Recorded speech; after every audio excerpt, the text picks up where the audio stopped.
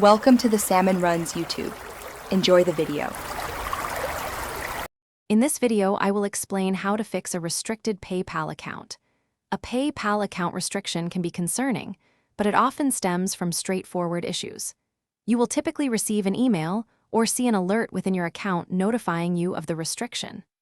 The first step is to log into your PayPal account and navigate to the Resolution Center. There, you will find specific details about why your account was restricted and what actions you need to take. This initial step is crucial for understanding the path forward and beginning the unrestriction process. Understanding why your account was restricted is vital for resolution. Common reasons include suspicious or unusual login attempts, which PayPal flags for your protection.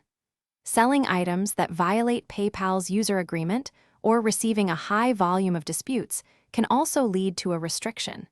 Additionally, if you are a new user or recently exceeded certain transaction limits, PayPal may request further verification to ensure compliance and security for everyone.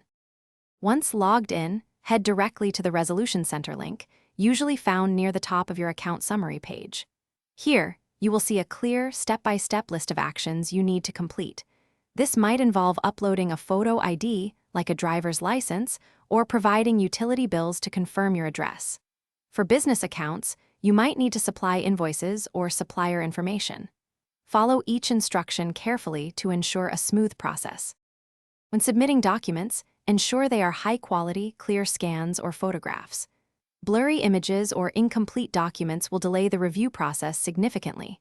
For example, if asked for proof of address, a recent utility bill from within the last 3 months, matching your registered address, is usually sufficient.